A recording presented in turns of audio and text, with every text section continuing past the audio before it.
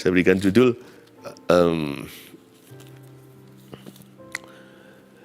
pilihan hidup yang menentukan kepuasan batin. Kita buka Mazmur pasal pertama. Ambil catatan ya. Pilihan hidup yang menentukan kepuasan batin. Karena itu berpikirlah matang-matang. Karena hidup kita bergantung pilihan kita. Jangan salah memilih, berabe nanti. Ternyata bukan hanya hidup kita tergantung hati, yang penting hatinya. Hati kita pun tergantung pilihan. Kalau kita pilih untuk marah, hati pasti panas. Kalau kita pilih untuk kepahitan, hati kita nggak akan pernah sembuh-sembuh. Dan kalau kita memilih untuk mengampuni, Tuhan pun akan bermurah hati dalam kehidupan kita, mengampuni dosa kita, dan mengalirkan berkat-Nya. Jadi, ada pilihan hidup yang membuat batin kita hancur, tapi ada juga pilihan hidup yang membuat batin kita bahagia. Kepuasan batin itu seperti apa? 2 ayat saja hari ini, tapi saya mau operasi besar 2 ayat ini. Mazmur pasal pertama, jalan orang benar dan jalan orang fasik. Ayat 1 dan 2 bunyinya, berbahagialah orang yang tidak berjalan menurut nasihat orang fasik, yang tidak berdiri di jalan orang berdosa, dan yang tidak duduk dalam kumpulan pencemooh. Tetapi yang kesukaannya ialah Taurat Tuhan, dan yang merenungkan Taurat itu siang dan malam. 2 ayat saja, tapi saya mau dalam-dalam. Saya ajak Anda untuk lihat setiap kata, bukan hanya per kalimat. Dimulai dengan kata berbahagialah. Bahasa Indonesianya berbahagialah, tapi bahasa Inggrisnya blessed is the man.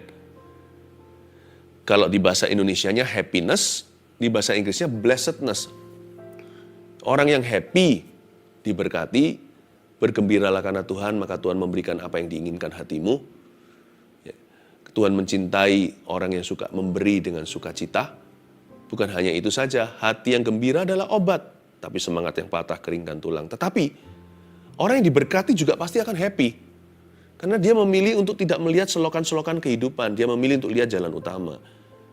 Orang yang diberkati Tuhan itu bukan secara materi saja. Dan berkat nomor 1 itu bukan materi sama sekali. Bisa saja kita miskin, tapi berbahagialah orang yang miskin di hadapan Allah. Karena mereka lah yang mempunyai kerajaan sorga.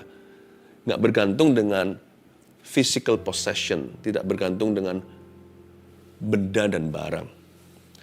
Tapi orang yang diberkati jiwanya, a blessed soul is a happy one. Orang yang diberkati jiwanya, orang itu pasti bahagia. Orang kalau diberkati nggak akan mengeluh, nggak akan ngomel melulu, nggak akan menggerutu. Orang itu akan penuh dengan syukur. Ya, Indonesia Inggrisnya saling melengkapi ya. Blessedness, happiness. Berbahagialah dan diberkatilah. Orang yang tidak berjalan menurut nasihat orang fasik dan sebagainya. Tapi dalam bahasa Ibraninya, catat ini. Kita belajar Bible study. Kita berikan, ini juga seperti Bible study ya, untuk menambah ilmu pengetahuan kita akan Alkitab. Kata berbahagialah dalam bahasa Inggrisnya itu, dalam bahasa Ibraninya Anda catat, E-S-H-E-R, Esher. Saya ulang, E-S-H-E-R. Nah, akar kata Esher dalam bahasa Ibrani itu artinya kepuasan batin ternyata. Dalam ya, berbahagialah, di sini artinya puaslah batin orang yang tidak berjalan menurut nasihat orang fasik, yang tidak berdiri di jalan orang berdosa, dan yang tidak duduk dalam kumpulan pencemooh. Puaslah batin orang itu. Kepuasan batin. Selain itu artinya juga lurus dan benar, straight and right. Orang itu lurus dan benar. Lurus dan benarlah orang yang tidak berjalan menurut nasihat orang fasik. Enak kan? Hidupnya tidak ada tikungan, tidak menyimpang ke kiri dan ke kanan. Hidupnya jelas-jelas dalam poros kehendak Allah.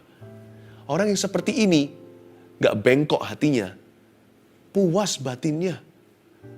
Ya. Dan orang kalau sudah dipuaskan oleh Tuhan secara batinnya, dia gak akan tertarik sama jalan dosa. Dia gak akan mengisi hidupnya dengan benda hampa. Orang kalau kita ini tidak mengisi hati kita dengan Kristus, biasanya manusia akan cenderung mengisinya dengan sesuatu yang merugikan, sesuatu yang berdosa, sesuatu yang sia-sia, hampa, dan ujungnya mendatangkan perasaan bersalah. Berbahagialah di sini artinya puaslah batinnya orang yang tidak berjalan menurut nasihat orang fasik. Dan kata berbahagia di sini dalam bahasa Ibraninya itu konotasinya majemuk atau plural. Ya. Berarti bahagia yang dimaksudkan di sini itu multiplikasi. Ditambah-tambahkan semakin Tuhan. Mereka akan berjalan makin lama makin kuat hendak menghadap Allah di Sion. Barang siapa mempunyai, kepadanya ditambah-tambahkan supaya dia memiliki lebih banyak. Tapi barang siapa yang punya sedikit, apalagi pelit, daripadanya diambil yang sedikit sehingga tidak punya apa-apa. Give, it will come back to you. Berikan, maka akan diberikan kepadamu. Takaran yang kau kenakan, itu akan dikenakan kepadamu. Luar biasa sekali. Orang itu kalau batinnya benar, kalau hatinya benar sama Tuhan, hatinya lurus maksudnya. Puas batinnya. Bukannya dia akan dibuat Tuhan, kebahagiaannya akan dimultiplikasi oleh Kristus di dalam hidupnya. Hatinya itu makin lama makin tenang, hendak menghadap Allah di Sion. Orang kalau percaya sama Tuhan, makin percaya. Orang kalau sungguh-sungguh sama Kristus, semakin sungguh-sungguh lagi. Damai, sejahtera, sukacita, kasih itu tidak sementara, tapi berkepanjangan. Makanya di situ plural, majemuk, berbahagialah. Asher di situ itu bukan satu, tapi banyak. Ditambahkan tiap hari rahmatnya baru, selalu baru setiap pagi. Kemarin sukacita, pagi ini Tuhan tambahkan sukacita dari yang kemarin. Yang kemarin juga gak pergi shalom peace-nya. Besok lusa ditambahkan semakin banyak lagi. Bulan depan juga. Apakah berarti orang begini gak punya masalah? Punya. Tapi orang gini berakar pada Tuhannya. Setiap musim hidupnya, sukacitanya tidak berkurang, damai sejahteranya tidak dicuri. Karena orang yang hidup dalam kasih ditambah-tambahkan oleh Tuhan kebahagiaan. Batinnya, manusia rohaninya itu tidak goyah. Yang terjadi hanya di luar saja. Orang mencerca, mungkin dia mengalami kemalangan. Karena firman Tuhan berkata kemalangan orang benar juga banyak. Tapi Tuhan melepaskan dia dari semuanya. Ya, Paulus itu kurang malang apa? Memberitakan Injil tidak pernah berbuat jahat. Berbuat baik bahkan kepada orang. Malah melepaskan seseorang yang kesetanan. Tapi majikannya yang mata duitan gak suka. Dimasukkanlah Paulus di penjara. Yaitu di Makedonia, yakni di Filipi. Setelah dia di dalam penjara, apakah dia jadi sedih, menggerutu, kecewa, kepahitan dengan Tuhan? Apakah setelah itu dia jadi orang yang negatif, trauma? Enggak tuh, dia mengucap syukur. Di tengah-tengah malam, dia ajak Silas, rekan pelayanannya, yang sama-sama dipenjarakan untuk memuji-muji Tuhan. Gempa bumi datang. Pintu penjara itu terbuka lebar. Dan malaikat membukanya secara keras dan kasar. Lalu semua rantai itu runtuh. Setiap belenggu jatuh. Semua orang ketakutan.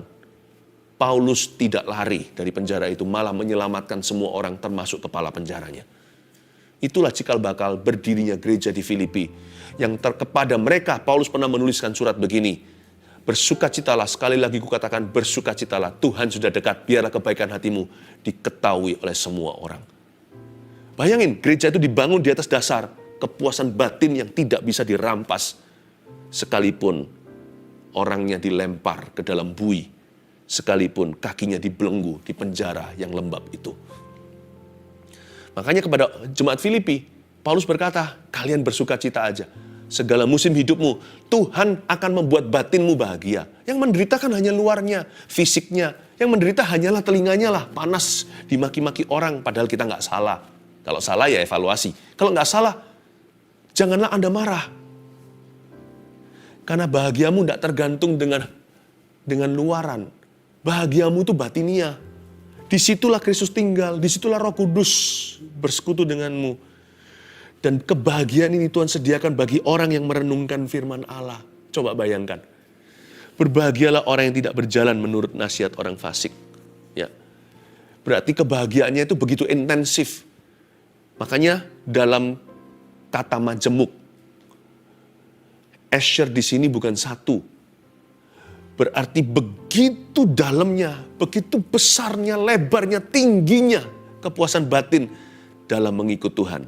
Sampai-sampai digambarkan dengan kata majemuk untuk menunjukkan intensitasnya, untuk menunjukkan kelebihannya, untuk menunjukkan kelimpahannya.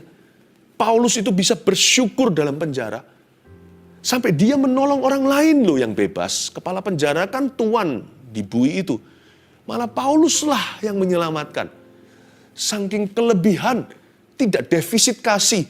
Paulus itu kelimpahan sukacita dan damai sejahtera. Dia bisa bagi-bagikan dan pinjam-pinjamkan. Sampai-sampai orang-orang satu penjara dengan dia meskipun tidak dicatat di Alkitab. Saya yakin apa yang terjadi malam itu berdampak.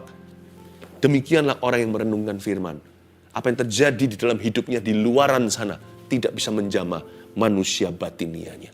Berbahagialah Asher, puaslah batin orang itu, karena hatinya lurus dan benar di hadapan Kristus. Bahagianya itu begitu banyak dalam jiwanya bisa dibagi kepada sesamanya. Begitu intensifnya, begitu multiplied, begitu limpahnya. Haleluya. Lalu berikutnya saya baca sekali lagi. Berbahagialah orang. Orang di sini tidak dikatakan berbahagialah bos itu, berbahagialah si kaya, berbahagialah si jenius, berbahagialah si raja. Enggak, sama sekali tidak merujuk kepada profesi tertentu. Ada orang berkata, andai kata aku jadi orang kaya, aku pasti bahagia. Pasti puaslah hidupku. Andai kata aku punya jodoh hari ini, aku tidak sendiri. Tidak pernah dikatakan berbahagialah orang yang single, atau orang yang married, yang sudah punya pacar atau pasangan hidup. Tidak pernah. Tapi netral, berbahagialah orang. Berarti siapapun dalam profesi apapun, asal halal dan benar, you and I, kita bisa berbahagia dan bisa puas batin kita. Baik sekarang yang belum ada gandengan, masih jomblo maksudnya, jangan jadi jomblo yang ngenes. Berbahagialah karena engkau utuh selama firman ada dalam batinmu. Happy-mu tidak kurang, tidak ada lobangnya. Tidak ada cuilannya. Kalau Tuhan Yesus tinggal bersama denganmu, bahagiamu penuh. Jangan berkata kalau aku kaya, andai aku kaya, asyik sekali kalau aku bisa beli itu dan beli ini. No, berbahagialah orang. Jangan tunggu kondisi hidupmu berubah. Jangan tunggu sembuh baru berkata aku bahagia. Dapatkah Anda berkata kasih Yesus cukup bagiku? I'm happy as I am today. Aku bisa sekarang juga puas batinnya dalam kondisiku yang kurang sempurna atau jauh dari sempurna, atau nggak akan pernah sempurna bagi orang yang nggak pernah puas hati, nggak pernah berterima kasih. Berbahagialah orang, netral di situ. Blessed is the man, happy is the man, Asher is the man, puaslah batin orang itu.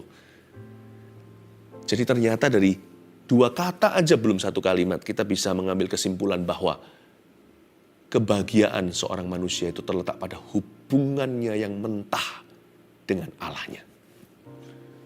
Tidak terjamah dengan barang, benda, materi, dan dunia. Your happiness is on the inside. Di dalam hati. Buktinya, orang kaya sekalipun kalau tidak takut akan Allah, apa yang dia miliki semuanya tidak bisa mengisi hampa hatinya. Kayaknya di dalam hatinya memang ada lubang. Ada satu bolong begitu, yang bentuknya adalah Kristus dan hanya Kristus yang bisa isi di sana. Jadi dari sini kita tahu bahwa everyone can be happy when we find Christ. Siapapun di antara kita bisa berbahagia kalau kita menemukan Kristus. Dan kalau kita hari ini sudah Kristen apalagi, kenapa kok kita menggerutu melulu? Jangan-jangan setelah kita terima Kristus, habis manis sepah dibuang, kita merasa kalau Tuhan tidak bisa memberikan kita segala yang kita inginkan, lalu kita buang dia, kita tinggalkan, kita jauhi. Jangan loh, Tuhan tetap sumber bahagiamu. Sekalipun Tuhan tidak menjawab semua doa, tidak memberikan segala sesuatu yang kita inginkan, ingatlah, berbahagialah orang yang kesukaannya ialah Taurat Tuhan. Your happiness depends wholly and solely. Kebahagiaanmu bergantung penuh dan bergantung satu-satunya kepada hubunganmu dengan Allah. Blessed is the man yang tidak berjalan menurut nasihat orang fasik, yang tidak berdiri di jalan orang berdosa, dan yang tidak duduk dalam kumpulan pencemooh. Anda perhatikan nggak? Di satu ayat ini ada bunyi yang tidak, dan yang tidak. 3 kali disebutkan. Yang tidak, yang tidak, dan yang tidak. Jadi ternyata ada kalimat seperti ini, walk not, stand not, sit not. Ada hal-hal tertentu yang tidak akan dilakukan oleh orang-orang yang berbahagia dengan Tuhannya. Ada hal-hal tertentu yang tidak akan pernah dilakukan oleh orang-orang yang diberkati oleh Tuhan. A blessed man will not do these things. Apa aja? Ada jalan yang tidak akan dia pernah jalani. Karena dia takut akan Tuhan.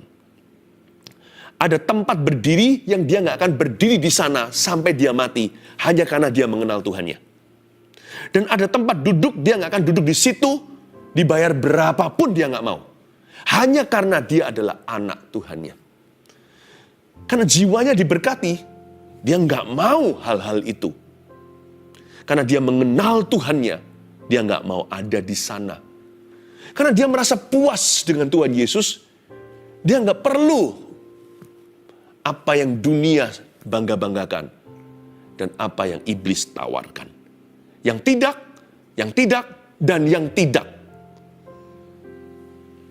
Sits, walks not, stands not, and sits not. Saya melihat 3 hal ini sebagai sifat orang yang diberkati oleh Tuhan. Kalau Anda diberkati oleh Tuhan, Anda tidak akan mau berjalan menurut nasihat orang fasik. Kalau Anda mengenal Tuhan Yesus, Anda tidak mau berdiri di jalan orang berdosa. Kalau Anda adalah anak Tuhan, Anda tidak mau duduk dalam kumpulan pencemooh. Pasti nggak tahan. Entah mereka yang nggak tahan sama Anda atau Anda yang nggak tahan di tengah-tengah mereka. Mengenal Tuhan itu, datang bersama dengan itu adalah komitmen yang nyata. Kalau jiwamu milik Kristus, Anda tidak akan tahan dengan 3 hal ini. Nasihat orang fasik, jalan orang berdosa, dan kumpulan pencemooh. Saya mau kita belajar berhati-hati dalam memilih. Yang pertama adalah nasihat, jangan gegabah untuk menerima nasihat. Kalau kita memilih nasihat itu kita harus cek dulu sumbernya itu siapa. Jangan sampai kita itu menurut nasihat orang fasik. Karena sumbernya salah. Sumbernya benar pun masih harus dicek lagi loh. Masih harus dipertimbangkan apakah advisnya itu betul atau salah. Advis atau nasihatnya itu tepat atau tidak. Pertama yang harus dicek adalah sumbernya, lalu kemudian advisnya. Hati-hati juga ya, tolong kita semuanya belajar untuk selektif dalam memilih jalan. Supaya kita jangan sampai ditemukan sedang berdiri di jalan orang berdosa. Jalan itu apa? Jalan itu bicara soal arah dan cara. Arah hidup kita itu jangan salah. Berdiri di jalan orang yang berdosa, berarti kita berada di jalan yang salah. Cepat-cepat kalau kita sadar, kembalilah ke jalan yang benar. Tapi cara kita juga harus kita perhitungkan. Tidak boleh segala hal kita halalkan kalau tujuannya benar. Kalau kita mau memberi kepada orang miskin, apakah diperkenan oleh Tuhan? Apakah dibenarkan kalau kita merampok dari orang kaya? Kalau kita ingin memberkati seseorang, apakah diperbolehkan kita mencuri demi memberkati orang ini? Tidak boleh. Selalu pikirkan cara yang terbaik. Jalan di situ bicara tentang arah dan cara. Karena itu hati-hati dalam memilih. Jangan sampai gegabah. Karena hidup kita itu bergantung pada pilihan. Hidup kita itu sangat bergantung dengan pilihan bebas kita. Selain itu juga kita harus sangat selektif dan hati-hati untuk memilih kumpulan. Saya pernah suatu hari melihat orang pakai kaos atau topi ya. Tulisannya Anti-Social Social Club. Itu betul-betul tricky sekali ya. Jadi antisosial nih ceritanya, tapi itulah klub sosialnya dia. Tapi kumpulan-kumpulan gitu kan, itu hanyalah suatu yel-yel saja. Tapi ada orang tertentu yang kumpulannya itu antikristus loh. Sekalipun bukan sang antikristus 666 yang kita kenal, yang kita tahu dari kitab Wahyu. Tapi roh antikristus sudah ada di mana-mana. Kok bisa ya anak Kristus tahan di kumpulan antikristus atau antikristen. Sama saja, antikristus pasti antikristen, antikristen pasti antikristus. Kok bisa ya kita tahan di tengah-tengah orang-orang yang suka jelek-jelekan anak-anak Tuhan, suka menggosip, suka memfitnah, sedangkan Anda sendiri anak Tuhan. Kok bisa ya kita tahan di tengah-tengah orang-orang yang menjelek-jelekkan Bapak Sorgawi kita? Bukan berarti kita disuruh benci, enggak. Mereka adalah ladang misi, kita doakan, tapi jangan menjadi pasangan yang sepadan. Jangan menjadi satu kuk dengan orang yang tidak beriman. Bukan berarti kita lebih rohani, kita lebih suci, enggak. Kita doakan mereka, kita minta belas kasihan. Tapi jangan makan sedap-sedapan bersama-sama dengan mereka, semeja maksudnya. Bukan makan beneran harafiah, makan semeja kalau kita diundang dengan seseorang, di situ ada campur baur, ada anak Tuhan, ada bukan, ya kita nggak punya pilihan. Tapi kalau fellowship itu kan lain. Fellowship itu sudah menikmati the company of others, atau sudah saling menikmati sebuah persahabatan. Itu sebuah persekutuan. Kok bisa ya anak-anak Tuhan tahan di tengah-tengah kumpulan antikristus maupun antikristen? Kalau saya sih nggak tahan. Saya pernah sih dalam kumpulan seperti itu, mereka jelek-jelekan hamba Tuhan. Saya tahu di luar sana ada uang palsu, tapi bukan berarti nggak ada uang asli. Tapi ada orang yang negatif melulu, yang pesimis. Mereka yang hanya bisa melihat satu sisi, yang trauma dan benci. Orang-orang yang pokoknya negatif. Oh itu begitu ya? Ya saya diam aja dulu awal-awal. Saya ngalah-ngalah, sabar. Gak tahan itu gejolak dalam diri saya. Bukan mau bela sih, tapi kalau tuh anak-anak Tuhan dicemoohkan, karena ini kumpulan pencemooh kan, saya pasti akan ngomong sesuatu, karena saudara seimanku. Sekalipun dari gereja lain, tetap saudara seiman kan. Ku tak pandang dari gereja mana, jikalau bicara soal kasih loh ya. Akhirnya saya angkat bicara ketika Kristus juga, wah, digimanakan gitu. Ya saya nggak pakai caranya Petrus. Petrus kan pakai pedang potong telinga. Dikira dia bela Kristus, malah justru ngerepotin Tuhan. Tuhan harus pasang kuping orang itu lagi. Tapi saya nggak pakai cara begitu, tapi pakai cara yang rohani. Saya nggak tahan akhirnya. Saya berkata, sorry ya, guys, kalian mau cercah Kristus, I love Jesus Christ. Saya bilang gitu, aku cinta Yesus Kristus. Dan mereka lihat saya dengan mata yang begini, kayak aneh lu, ini orang fanatik atau apa. Ini zaman-zaman dulu nih, itu saya masih sekolah. Lihatin saya dan aneh, lalu saya dihindari. Mereka sendiri yang nggak tahan. Jadi sekarang tinggal cepat-cepatan. Kalau mereka dulu yang nggak tahan, ya sudah, bagus mereka meninggalkan saya. Paling mereka mencercah saya sekarang.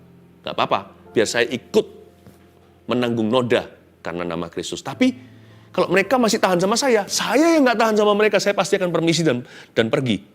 Tinggal kuat-kuatan siapa yang tahan. Kok bisa ya ada orang duduk di kumpulan pencemooh berbulan-bulan? Baik itu adalah hobi mungkin, nggak ada yang salah dengan aktivitas ini, contohnya sepedaan, olahraga, apa. Tapi dengan kelompok orang-orang itu, yang ngomongnya melulu lewat kata-kata mereka yang cabul, mengkhianati istri sendiri, padahal belum berbuat sesuatu secara fisik, hanya dalam pikiran dan perkataan. Kok bisa tahan bulanan dengan orang-orang begitu? Ya tapi mau tobatkan mereka, kenapa setelah berbulan-bulan mereka nggak tobat-tobat? Jangan-jangan sudah mulai kumpulan itu jadi nikmat. Kok bisa? Saya nggak ngerti. Pilih-pilih nasihat. Pilih-pilih jalan. Arah dan cara, jangan halalkan segala cara, karena tujuannya benar. Dan pilih-pilih kumpulan. Bukan jadi orang eksklusif, ya enggak. Makanya saya paling suka bersekutu dengan saudara seiman, sekalipun mereka nggak sempurna, saya nggak sempurna, besi menajamkan besi, manusia menajamkan manusia, kami menjadi semakin seperti Kristus gara-gara satu dengan yang lainnya. Tapi gimana pun juga dengan saudara seiman, yang terburuk di antara saudara seiman pun, yang paling kurang maksud saya, bukan yang pura-pura saudara palsu, tapi saudara seiman sejati, tapi yang paling lemah di antara mereka, yang paling kekanak-kanan, masih jauh lebih sedap daripada sedap-sedapannya orang berdosa. Sama saudara sendiri itu lebih indah kelemahannya daripada kelebihan musuh. Kenapa kita bisa sabar di tempat yang harusnya kita tegas? Kenapa kita tidak sabar dengan saudara seiman? Maunya meninggalkan gereja dikit-dikit, kita tersinggung dikit-dikit, kita nggak bahagia, kita nggak happy. Sudah. Tapi sama orang-orang yang mencerca, mencemoohkan Tuhan, kita bisa tahan. Aneh ya, manusia itu terbolak-balik prioritasnya. Makanya itu nggak bahagia, batinnya kacau. Hati-hati pilih semuanya ini. Ya. Nah, kita baca dulu ayat 2, nanti saya kasihkan rangkumannya. Tetapi yang kesukaannya ialah Taurat Tuhan. Dan yang merenungkan Taurat itu siang dan malam. Nah, ini dia kesukaannya. Kata kesukaan di situ, supreme joy. Ya, supreme happiness. Yang kesukaannya ialah Taurat Tuhan. Mau tahu kita ini orang seperti apa? Gampang. Tanya ini, what makes me happy? Apa yang membuat saya happy? Dari situlah Anda bisa mengenal diri sendiri. Anda mau tahu orang lain gimana? Gampang. Cari tahu aja satu hal ini. Apa yang buat orang itu bahagia? Kita akan menemukan orang yang egois kalau alasan-alasan bahagia dia semua berpusat pada dirinya. Aku happy kalau kamu layani aku. Bahkan dalam pernikahan pun tidak sedikit yang menghancurkan pernikahannya dengan attitude seperti ini. Sang istri pokoknya harus layani semua kemauan suami. Ya kan? Kenapa? Tidak masa itu, masa ini, dikritik kanan kiri, pokoknya nggak pernah bagus deh, pokoknya nggak pernah betul. Atau sang istri yang selalu menuntut suaminya, kok nggak seperti suami tetangga, kaya, berhasil, mapan, ini itu, terus tuding, terus tunjuk. Soal suami seolah-olah suatu objek untuk membahagiakan, memuaskan, dan membanggakan dia. Kalau seperti ini, hancur deh pernikahannya. Kalau nggak mau berubah. What makes you happy today? Apa yang membuat Anda bahagia? Coba tanya itu sendiri. Tapi orang ini, pemazmur berkata, dia paling happy sama firman Tuhan. Kalau Tuhan dan firman-Nya menjadi bahagiamu yang tertinggi, selain itu, sampai-sampai juga menjadi kesenangan seperti hobi. Kalau Anda temukan orang seperti ini, segera nikahi. Begitu ceritanya. Kalau memang sudah waktunya menikah. Kalau Anda mau cari pasangan hidup ya, pacar dan sebagainya, dari teman, dari antara teman-teman yang begitu banyak, cari orang yang jadikan Tuhan itu supreme joy-nya, atau jadikan dia bahagianya tertinggi. Bahkan Tuhan itu jadi kesenangan, bahkan seperti hobi, suka dengarkan firman, suka ke gereja, suka pelayanan, udah, asal orang itu asal orang itu juga tanggung jawab dengan kehidupannya, udah nggak usah lagi menoleh ke kiri kanan. Marry him. Or marry her. Hire him. Kalau Anda mencari staf karyawan, rekrut orang itu. Kalau Tuhan jadi supreme joy atau kebahagiaannya tertinggi, berarti orang itu tidak akan steal from your money. Karena uang tidak bisa membuat dia bahagia. Dia nggak akan mencuri dari keuangan Anda. Sekalipun tetap ada sistem untuk menjaga. Anda bisa separuh sudah lebih tenang. Hire him. Ya. Dan kalau Anda melihat seorang tuan majikan yang seperti itu, oh kerjalah di bawahnya. Saya yakin masa sejahtera dan damai sejahtera akan tiba dalam karirmu di bawah orang-orang begitu. Itu maksudnya. Yang supreme joy, supreme happiness atau kebahagiaan tertingginya ialah Taurat Tuhan, dan yang merenungkan Taurat itu siang dan malam. Baca Alkitab itu nggak usah banyak-banyak. 2 kali sehari aja. AM, PM maksudnya. Siang dan malam direnungkan seharian. Oh, Tuhan itu tidak lagi menjadi paksaan buat saya. Kalau saya senang sesuatu, saya nggak usah dipaksa. Seperti anak muda mau main game online atau apa tuh. Yang hari-hari ini buat kecanduan. Nggak usah disuruh. Bahkan mereka rela nggak tidur, nggak makan. Bukan hanya AM, PM. Seterusnya tidak ada breaknya. Kalau Tuhan menjadi kesenangan, udah nggak dihitung lagi. Saya baca Alkitab berapa banyak? Karena pasti banyak. Menyembah berapa lama? Saya pasti lama.